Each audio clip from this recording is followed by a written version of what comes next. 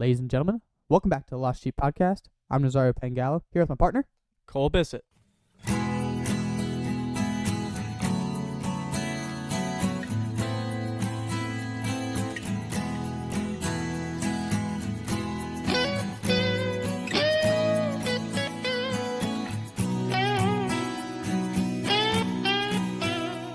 And we are back for episode 33. We had a series of unfortunate events happen last week. We recorded a whole podcast for you guys. We are very pumped and excited for you guys to be able to listen to that one or watch it. And we loved our topic, our quote, and our discussion.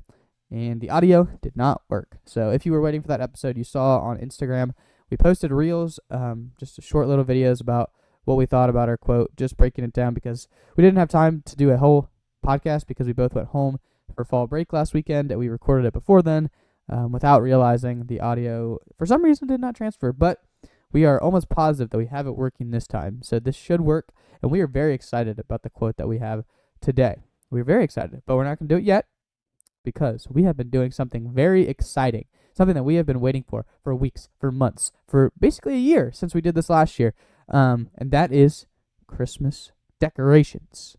And you might be wondering to yourself, guys, it's November. You guys will be watching this on November 10th. And they're already doing Christmas decorations. These two are insane. Well, you would be correct. We are pretty crazy. We are pretty crazy about Christmas. We love it. But listen to this reasoning because I think it's pretty good. We only have a week for me and 2 weeks for Cole staying here at our college house before we go back for Christmas break, back to our, homes with our parents. So realistically, if we wait till then to do it, we will have very little time with our Christmas decorations with each other down here. So we decided we are going to decorate November because we want to have lots of time to celebrate Christmas together at our house because Cole and I are massive Christmas lovers. So we decided to do it together in November. Cole, how are you feeling about our Christmas decorations? So first of all, I would like to kind of add another level of defense to this. My logic is when it comes to Christmas, right? And so I take Christmas very seriously. So anybody who would like to debate me on this, you're welcome to. But my logic when it comes to Christmas, I do not think it should go up before Halloween because they're both pretty kind of cultural, from what they both are. They're both very different holidays. You have one that celebrates fear and craziness and a bunch of stuff. And then you have one that celebrates joy and warmth. And so those just don't blend together. So no, Christmas does not go up before Halloween. And we both know that. And we both understand those terms. But once Halloween ends, right, we have this period in between now and Thanksgiving where people are like, oh, we should be celebrating Thanksgiving between here and now. But who in their right mind listens to Thanksgiving music? Like, that's not a thing. So, right, there's no sort of tradition that comes with Thanksgiving. Thanksgiving, it's like a day thing. It's a day thing. So, in between now and the days leading up to Thanksgiving is what I would like to call Christmas celebration, right? And then we have one day that's Thanksgiving, and then we have the rest that are Christmas celebration. And that's the way I think it should be. That's the way I think it should be. And the Catholic calendar actually has us celebrating Christmas. How many weeks after Christmas? I don't know the answer to this. Oh, that's tough. That's terrible. Man, are we bad Catholics? I don't know the calendar, so yes, maybe. This is pretty terrible. Oh, man. Well, you have the 12 days of Christmas after, right? That's after? Yes. I know about Advent and Lent, of course, and the ordinary time, but I don't know specific dates. Okay. So, let's think here. Yeah, no, I have nothing. My brain is completely empty. This is pretty terrible.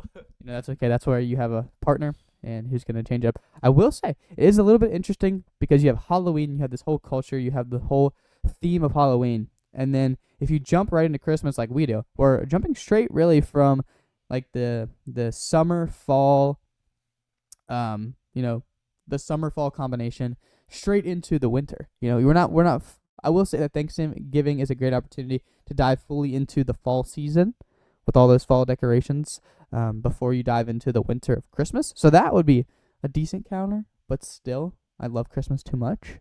But also, just engage more in fall before Halloween, and then you're good with Christmas for longer. So that's my counter to that as well. And I'd love to share our experience last night So we got a ton of Christmas stuff, right? How much money do you think we spent? That's an irrelevant topic. A relevant topic? You sure? It's a pretty relevant topic. It's pretty terrible. Nazario and I spent an outrageous amount of money on Christmas decorations yesterday. Um, so did that hurt your soul to get rid of that? Was that painful, or did you feel good about what you were spending your money on? No, I feel great about it. There's no remorse. Yeah. Okay. That me too. Me too. Like I do not regret our decisions. I regret not buying a train. Yeah, if anything, I regret not buying more stuff because I don't feel fully accomplished with our decorations yet. Yeah. So like I am trying to withstand the urge to spend more money actually at this moment, and I think you are doing the same. And so we're both in this state of despair that we've got everything, but we still want more. And so Never Enough by Lauren Alred, great song. You should listen to it. And I want you next time when you listen to that song, to think of Christmas decorating, right? Because, this is completely different and it's not related to what I'm talking about. But if you line them up together, it's the perfect blend. And I think this is the exact struggle you and I are going through right now. But do you have any comment on that before I talk about our experience last night? Well, to be honest, I was about to segue into the quote, Well, but you can continue. yeah, no. I'm gonna share our experience last night. So Nazario and I spent all day Christmas shopping. What, 4 or 5 hours probably shopping. With Caroline and Zach, our roommate, and kind of just bounced around. We went to Target, we went to Home Depot, we went to Goodwill, we went to Home Goods, we went to Michael's, we went to everywhere. Where there was Christmas stuff, we were at. And so, slowly we started dropping more money and everything, and we got back, and it's 5 o'clock, and Nazario has to leave in 40 minutes, and I have to leave in 40 minutes. So we decorate as much as we can, which was pretty terrible. We only got one thing of garland up because both Nazario and I were pretty miserable at garland and wrapping garland with lights. So after that, he left. He went to the basketball game. I went to go talk to one of my Bible study guys, and then I came back, and Nazario came back, and we spent a good solid 3 hours. 2 to 3 hours. 2 to 3 hours decorating, and it was glorious. Yes, it was quite an amazing night. And Nazario and I got to the last box that we had to wrap, because what we do is we have these 6 Christmas presents that we wrapped and set outside of our house that have nothing in them but soup. Long story. Soup cans to weigh it down. Yeah, soup cans. It was Nazario's idea. Tomato sauce actually is what it is. Just to weigh them down. So yeah, we did that, and then we decided on the last box we had our Scotch tape, our packaging tape, and tragically, what happened? We ran out. You heard it. You heard it there first, ladies and gentlemen. We ran out of Scotch tape on our last box, and so what do we do? We did what any logical man would do. We found our local CVS. Local CVS, the only thing open at 12:30 a.m. in the morning. And we drive. And we get tape. But what else do we get? An energy drink. Ladies and gentlemen, we had an energy drink at 12:30 a.m. Now you may be asking why. Hold on, let me clarify. I had maybe a couple sips, and then I was like, okay, I'm okay. And then about 15 minutes go by, and Cole is off the rails. And I say, Cole, what is wrong with you? He says, feel the cup, feel the can of this energy drink. And it was mostly gone. And I was very concerned for my friend. Hold up. There we go. So I was, in my defense, I believe Nazario may be lying about the sip thing. It was like a quarter of the cup he had. No, If he had about the quarter of the can. No. Nazario had about a quarter of the can. And I will admit fault that I had the other 3/4 at 12:30 a.m. But it didn't keep me awake. We watched the reason we got it is because we had planned on watching all 5 episodes of Outer Banks last night. Terrible idea. We only made it through 2. We didn't realize how long it would take us wrapping packages and listening to Michael Bublé. It was quite magnificent, though, and I think it was a good sacrifice. Would you say it was worthy? Yes, 100%. Outer Banks, it can wait. It'll be okay. If you guys have watched season 4, yeah, very interesting stuff. We're very confused on what's happening. Yeah. Well, not the confused as in we don't understand what's going on. Just confused on why they decided to go this route with the show right now. We're just like, what is happening? Why are they doing these things? And if you haven't watched the show, I'm sorry for wasting your time. Yeah, but for you Outer Banks lovers out there, we watched the first 5 episodes of season 4 with both of our girlfriends. How long ago was that? Like 3 weeks ago? Almost a month? Yeah. And the first 5 episodes were great. I thought. You think so? Yeah, yeah. They were great. And we started the first episode last night, and Nazara and I were like literally looking at each other the entire time, like, what the heck is happening? It's like a jumbled mess right now. So if you have any explanation as to why the Outer Banks directors decided to do this, reach out, please. We need help, like, pretty badly. So yeah. But anyways, Nazario was really giddy to get into this quote, so I'm gonna give it to him, and I'm gonna let him transfer it. So, as Cole was talking about with the Christmas decorations and relating it to his random song that I don't quite remember, to be honest, he was saying, Never Enough by Lorne Alred. Never Enough. Oh, okay. Well, see, he always does this thing when I don't remember songs or don't know them, that he just starts singing them, and then it jogs my memory. So, quite a talent from Cole to be able to do that, because there's a lot of songs that I do not realize that I know until he lets me know. So I take that to heart. he takes that to heart, he says. He takes that to heart. But anyways, Cole was talking about that song, and he was talking about Christmas decorating. And, we didn't get exactly what we wanted, and we wanted more, and all these things. But this brings us to our incredible quote by Oscar Wilde. And it is, let me restart that. There are two great tragedies in life. One is not getting what you want, and the other is getting it. Very interesting. There are two great tragedies in life. One is not getting what you want, and the other is getting it. So I'm going to let Cole eventually get into actually, straight into the quote about getting what you want, not getting what you want. And I am going to dive into the mindset aspect of it. And we're talking about this in my Art for Life's Sake class, and my teacher showed this video, and this guy basically was told that his horse had ran away. And his neighbors were like, oh, that's such a tragedy. And he was like, maybe.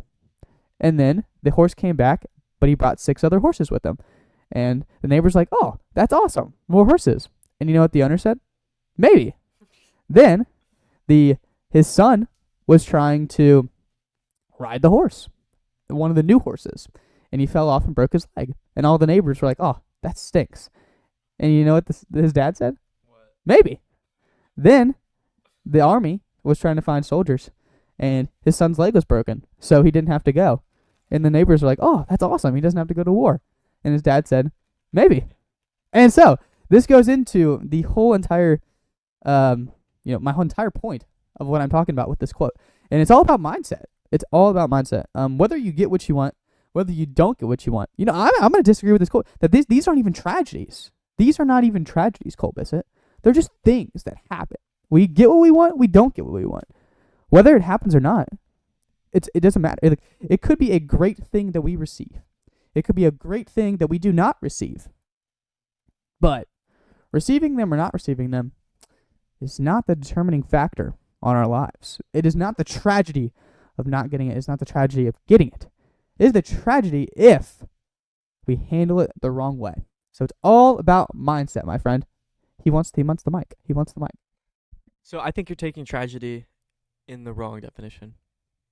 Okay, I think you're taking in the definition from thisisdictionary.com. I think this is what you're thinking. Tragedy, an event causing great suffering, destruction, and distress, such as a serious accident, crime, or natural catastrophe.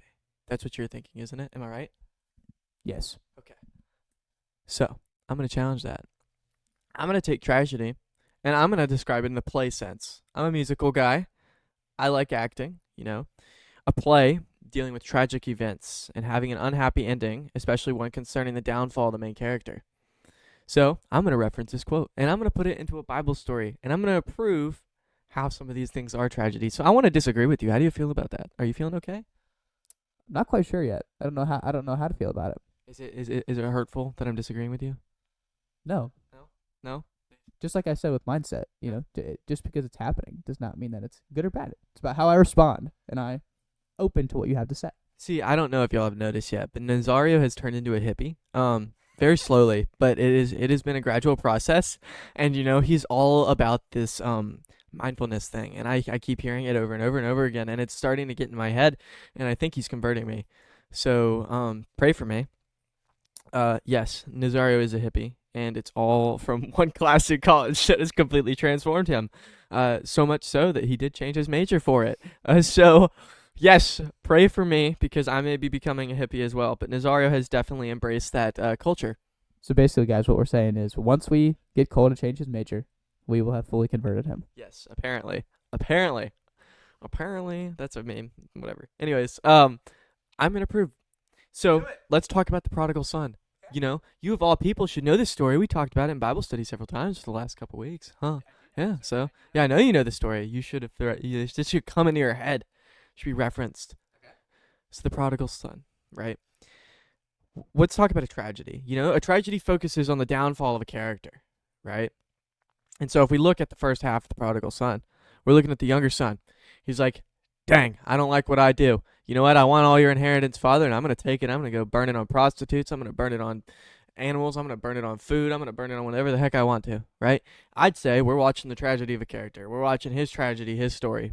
Boom. First half, the prodigal son, right? I'm going to say that's a tragedy. He got what he want, and in the end, it didn't satisfy him. That's tragedy right there. First half, prodigal son, right? Now, let's talk about the second half.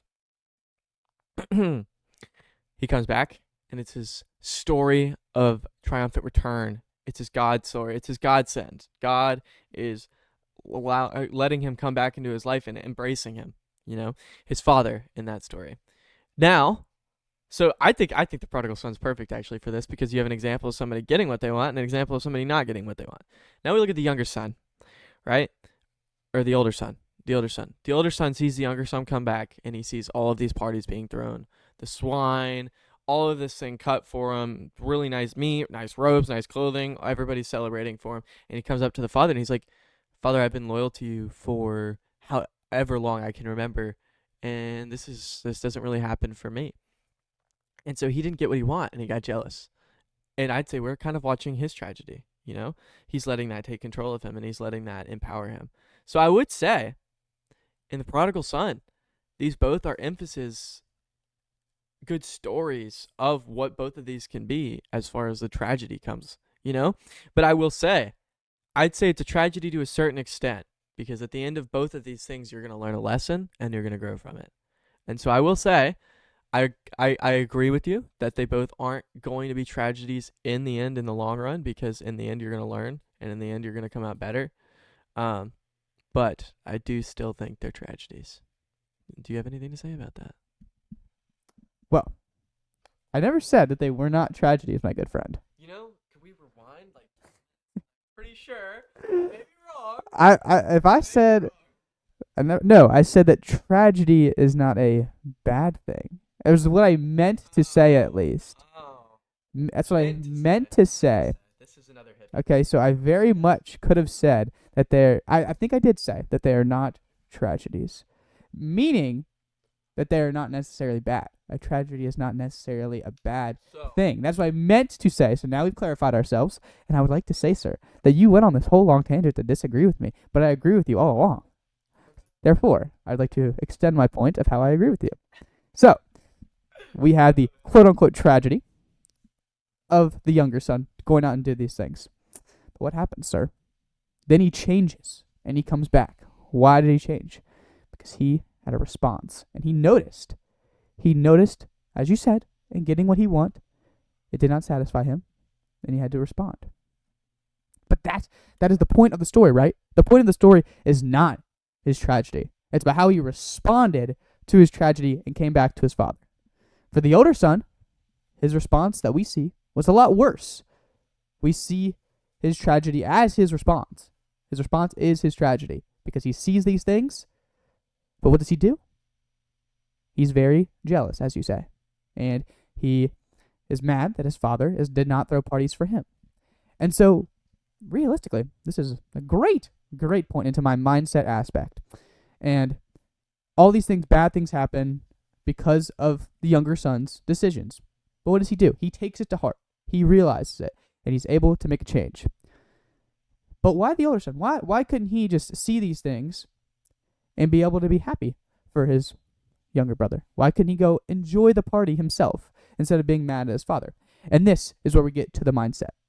And that we always can have a positive, loving outlook on whatever happens. And just because something happens, and just because the whole entire world could tell you that it is a bad thing, that does not mean that it is a bad thing. Because how many times in the Bible do we hear about God has these trials and tribulations for people, and it creates something amazing in them, right? Creates something amazing in them. And then there could be tons of times where something great happens to somebody, but then it turns them into a jealous, greedy, selfish stinker, you know? So it's not about whether it's we get what we want or we don't get what we want. It's about how we respond, my friend. It's about the mindset. And you came up here. It's a perfect example. I'm waiting up here in bed here because we had to go in Cole's room, our different spot, if you guys didn't realize.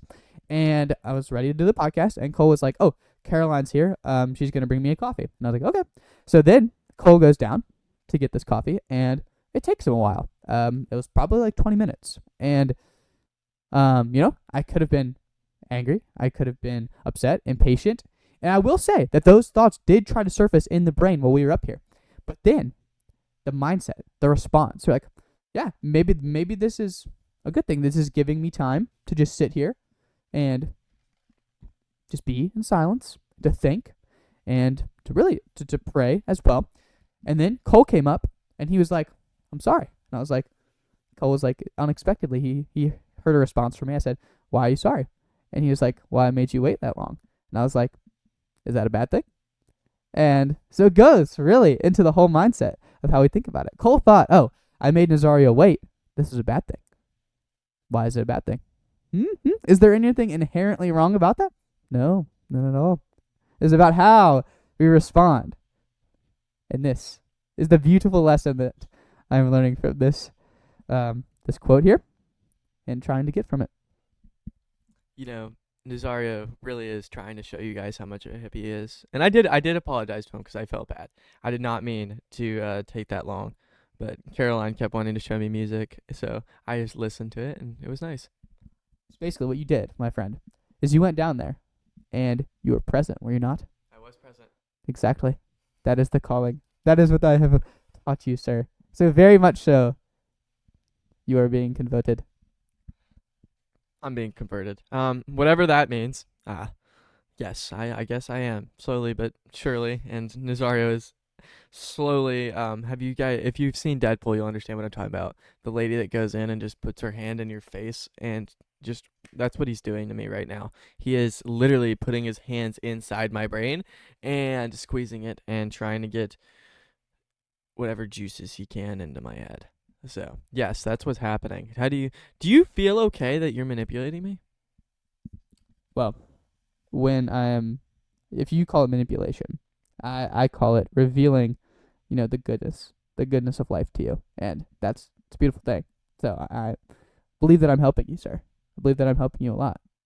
Because now, instead of going down to see Caroline and being worried about having to get back up to me to do the podcast, instead, you are able to just enjoy the music that Caroline is trying to show you. And just enjoy the couple of minutes that you have with your girlfriend.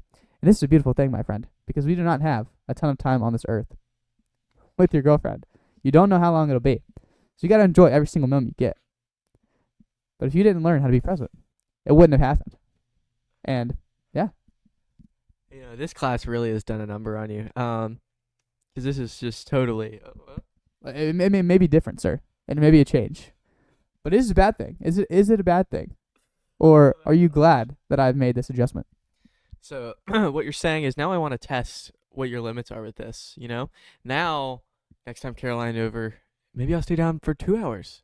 And maybe I'll come up, and maybe you'll be on the bed. How are you going to react then? Time is meaningless. Time is arbitrary. Time is arbitrary. It's just a number. Time is just a number. And all I can do is respond. I can't control you. The only thing I can control is myself. And so if I got to stay patient, I got to stay loving, open heart, open mind, and I can't control you. That if I let things that I can't control affect me, that's when we fall apart. And that is exactly what this quote is about, Cole Bissett. That's exactly what this quote is about. If we don't get what we want, or we get what we want, that is something that we can't control. That is something that we cannot control. All we can do is control ourselves, and that is why the mindset behind ourselves and our attitude is so important. There's so many things in life we can't control. If we let all these things in life that we can't control affect us, we're going to be an absolute roller coaster. But if we want to be not a roller coaster, but just a nice Mercedes-Benz cruising down the highway at a solid 75 cruise control, then we've got to be able to control ourselves and to respond, to enjoy life. Because that was the most enjoyable 20 minutes of laying in your bed that I've ever... Wow. That is wild wording. That is the... It was an enjoyable 20 minutes, okay? It was an enjoyable 20 minutes, and I wouldn't have had that if I was just angry and upset that of something I couldn't control.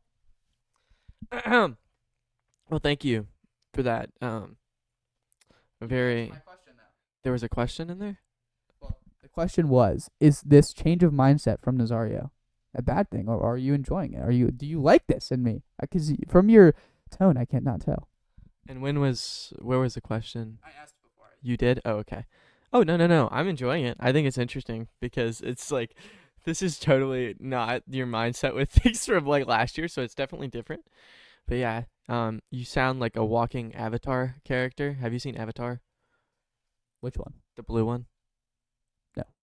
You need to watch Avatar, and you're going to be like, oh my gosh, Cole, you are so spot on with this reference. So for all you guys out there that have seen Avatar, he's kind of like a walking Avatar character right now. They're very cultural and very hippie-esque. And I feel like Nazario is kind of, maybe he's going through his hippie phase. The Catholic Church went through their hippie phase. It's where we get our sign of peace from. So peace be with you. Peace be with you. So I'm going to talk about, you know what? I already jumped on this train. I'm going to continue to jump on this train for a minute. Never Enough, The Greatest Showman. I'm going to read you the lyrics right now. Ready?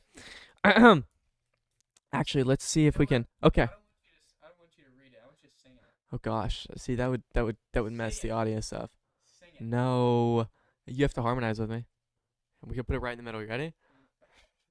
It's all the shine of 1,000 spotlights. No, see? He's too embarrassed, so he's asking me to embarrass myself for him, and that's terrible. Your mindfulness should be aware. Because your mindfulness should be aware that that situation would make me uncomfortable to sing by myself. And so you should want to join in. So you making you uncomfortable, how is that a bad thing? Yeah. He has no response. No response. Nothing's happening here. But anyways, all the shine of 1,000 spotlights. All the stars. Can't hear you. All the shine of 1,000 spotlights. All the stars we steal from the night sky will never be enough. Never be enough. See? Enough. Anyways, I'm going to read it to you guys because y'all aren't going to get it from us singing. You're just going to focus on the no way. You think they got it? Yes. Okay. They didn't get it. So I'm going to read it. All the shine of 1,000 spotlights, all the stars we steal from the night sky. Man, I feel like I'm going to cry reading this. This is so sweet and poetic. Will never be enough. Never be enough. Towers of gold are still too little. These hands could hold the world, but it'll never be enough. Never be enough. Right? So, she's talking about all the things that she's not getting and all the things that she's getting, right? And it's still never enough. Doesn't matter. Never, never, never enough. And while this song is not about God, you can totally make it about God. So let's think about it this way, right? Our entirety of our life is surrounded about us, is what's the right word? Throughout the entirety of our life, we are going through getting what we want and not getting what we want. And it's a cycle. It's an endless cycle, right? And in the end, the only satisfaction you will ever get fully for anything, 100%, is being with God in heaven, right? And so the important part about not getting what you want and getting what you want is to be able to turn whatever situation you're in and something like that towards God and knowing in the end, if you wanna feel that satisfaction that you think you're gonna get from both of those things, turning it towards Him, because your ultimate goal, if you want that satisfaction, should be with Him in heaven, right? Because it's the only way you're going to get it. Never be enough. Nothing will ever be enough. It's a very true statement. What do you got? I feel like your hippie mindset is like screaming right now. Your soul's like, oh, I want to talk. Am I right? No, not really. I just want to say that you were saying what I'm saying. You just, when you have something out of your control that happens, your response is to bring it to God, right? This is where, there's hippie out there. He's calling me a hippie. I don't. This is not true. Okay, I'm not a hippie, but there are aspects of this mindset that I've been talking about that we have to align with our belief in God to make this okay. Obviously, I'm not like going out and praising the trees or something like that. I'm still very much a Catholic human being. So, you learn things from different aspects of life that help you along your path of faith. And that, one of them, is the mindfulness thing. And it helps me to be able to respond and bring it to God. Instead of freaking out or reacting to something in this crazy way, instead, you just see that it happens, you notice it, and then you pray about it. Sometimes it can be a prayer of thanksgiving because thank you, God, that we were able to put up our decorations last night. Or it can be something bad that happens. Well, not maybe just something happens that tries to bring a negative light to yourself, and you notice your emotions getting a little crazy. So you're like, God, I offered this up. This is hard for me. Please help me through this. And so, response, bring it to God. Boom. Do you have anything else about the quote you want to go now? Real quick, notice how he combined Thanksgiving and Christmas in the same sentence, So it can be done. Ladies and gentlemen, it can be done. So, Nazario just put it into words for you. But yes, when I say Nazario is a hippie, obviously I'm not meaning it in a literal sense. And he's not praising the trees and, going out there with the ukulele, sitting there singing or something really weird. That would be really weird.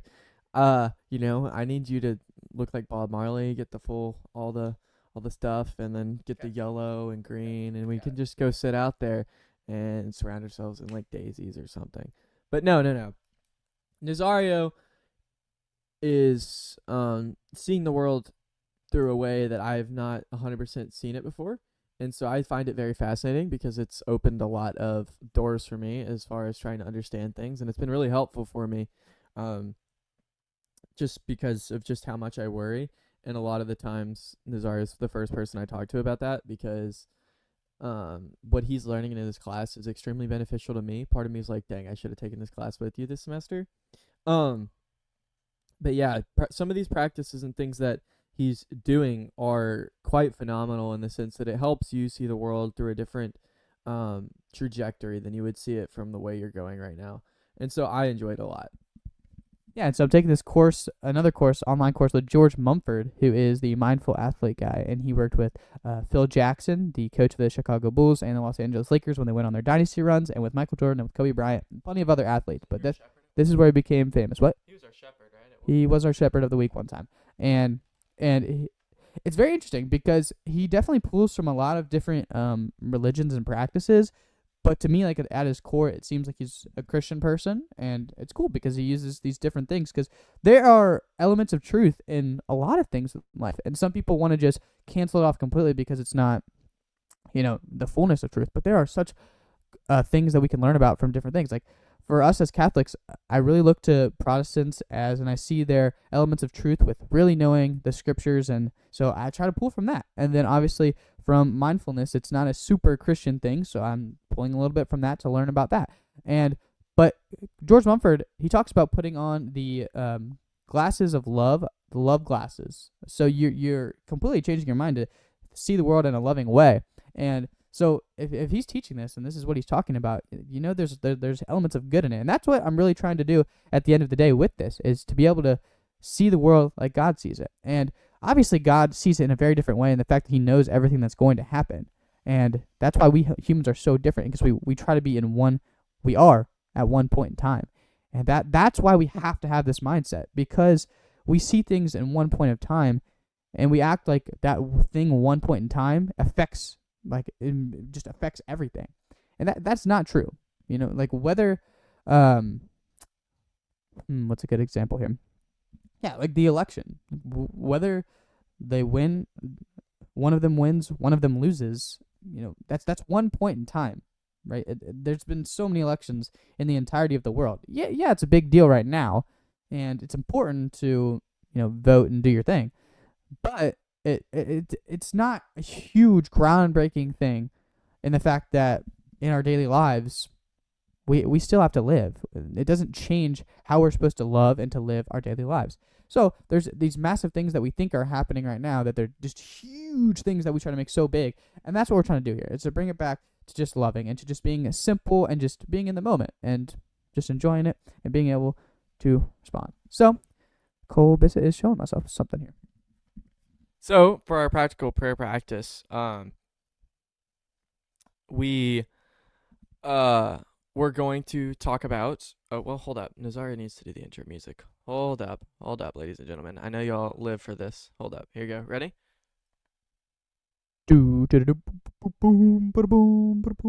Practical prayer practice. All right, ladies and gentlemen, welcome back to the practical prayer practice. So Nazario actually had the idea for this week, and I didn't know if he wanted to intro it or not, but I think I just stole it from him, so I'm sorry. Are you okay? You didn't need to say sorry again. That was another time you Right, didn't need to say that's right. sorry. You know what? I need to just stop saying sorry to you in particular, you know, because you're the only one that would. I'm actually one of those people who very much does not like when people always say sorry, because it's just not necessary. Now, if you do an inherently bad thing and a very wrong thing, yes, there is needs for apologies. But when these things that are very much neutral in what they are, then, you know, there's no reason to say sorry. And that is something that I learned from Blake Lively in the movie, what movie is that? That's where she's a murderer. Yeah, yeah, what is that movie called? Hold up. I learned this from a movie, and it was Blake Lively. She's one of my favorite actresses, and she gets very mad at her co-star because how much she says she's sorry, and you don't need to say sorry all the time. It's very true. Yeah, don't watch this movie, guys, unless you like very crazy movies about murdering people. This is very awkward. It's on Netflix. It is. I'll see. Hold on. Sorry, guys. This is what you get with the Last Sheep podcast. It's with Anna Kendrick, is it not? Yes, I believe so. It's called. This is really gonna frustrate me, guys, but we're gonna figure it out real quick. It is called Simple Favor. Yeah. So we looked that up and wasted plenty of time just to tell you the movie's called Simple Favor, and because sorries are not always necessary. Back to Cole. So Nazario had the idea of us doing consecration to Mary and Marian prayer as our practical prayer practice. So when we say this, there's a consecration prayer you can say to Mary. And the word consecration, in a literal sense, means the action of making or declaring something, typically a church, sacred. You know, and so one of the best ways to build a relationship with God and Jesus is through Mary, because she's the mother of them and she is in heaven, as we know from the Assumption. And so, yes, there is a consecration prayer online. I would recommend you do that. EWTN has it, or, you know, simple Hail Marys, always good prayers for, just, you know, it really is important to build a relationship with Mary, you know, because she is one of the most holy people to ever step foot on the earth. So it's kind of a big deal. But would you like to do the consecration Mary prayer, or do you just want to say it? Yeah. No? Okay, we'll do it later. We're like 33 minutes into the podcast, so we should probably move on to the Shepherd of the Week so we can we're probably more than that. What, 38? 39. Dang, dude, this is a long episode. Okay, anyways, now Nazario's going to intro Shepherd of the Week. Bum, bada bum, bum. Shepherd of the Week. It's a little longer than that. It is a longer one. Boom, ba boom, ba boom, ba boom, ba bum, bum, bum, bum, bum, ba boom, ba boom, ba bum, bum, bum, bum. There it is. Shepherd of the week. So, my shepherd of the week is Saint Louis de Montfort, and Saint Louis de Montfort has complete correlation with Marian consecration, which is our practical prayer practice, and he really just got a lot into Mariology, which is the study of Mary. Did you not know that? Oh, well, Mariology, study of Mary. Very cool. Well, like theology of the body, Mariology. Yeah. So, but anyways, Saint Louis de Montfort, he was big into Marian consecration, and at the core of all of it is to Jesus through Mary, as Cole Bissett said. And Mary is our pathway and an avenue towards our Lord and Savior, Jesus Christ. And yeah, that is why Saint Louis is our shepherd of the week for this week, because he was so into learning about how to go closer to Christ through Mary and how to teach this to other people. And it's just a very special gift that a lot of people do not realize. A lot of people are very negative towards it as well. And just that Mary is, I don't know what their mindset is towards it, but they're more negative towards it. But obviously, we as Catholics very open to our Blessed Mother, and this goes back to why are they calling Mary their mother? Well, in the Gospel, when Jesus is on the cross, he says to John, one of his disciples, and he says to his mother Mary, "Mother, behold your son," and "John, behold your mother." And from then on, he took him into his house, and this is when Jesus told us that Mary is the mother of all of us. So yeah, she's our Blessed Mother, and there are two ways to think about this. One, like if it's your mother, you're obviously going to want to be close to your mother. Your mother loves you very much, and your mother wants the best for you. So you should want a relationship with your mother, and you should want your mother to want the best for you and to help you along the way. So that's one reason.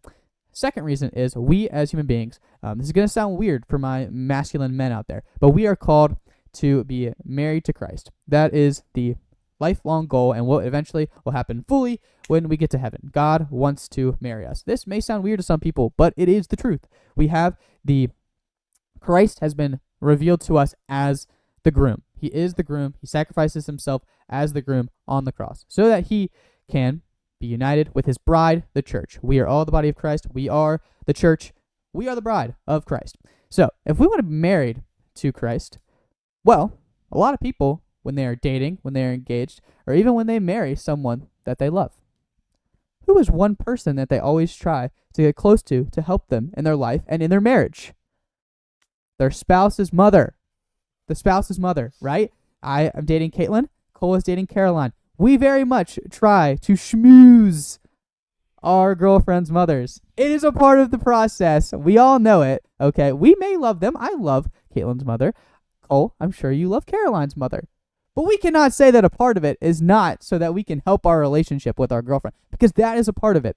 And so, if we are called to marry Christ, then we are called to schmooze the mother of Christ, which is Mary, to help us in our relationship. And matter of factly, if you are this lucky to have, a mother of your spouse who is very much into helping you, that is awesome. And I am lucky enough to have that, because this week, actually, shout out to Miss Payne. She actually gave me a Christmas present to get Caitlin, which is very awesome. So I appreciate you if you're watching. But anyways, Mary even more wants to help us in our relationship with Christ and with our marriage with her son. She wants to help us with that.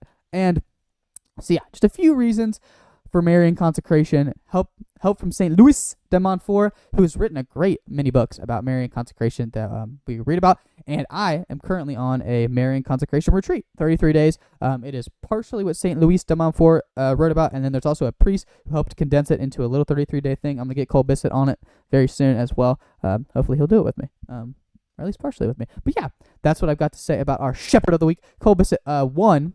Anything to say about our shepherd? 2, what do you think of my, references and analogies right there? So I don't really know a lot about our shepherd of the week, so I got really nothing on.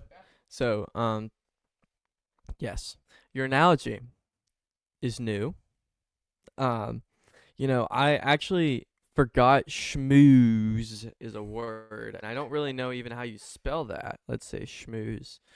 Schmooze. AI. It's an AI platform. Hold up. Is it a definite?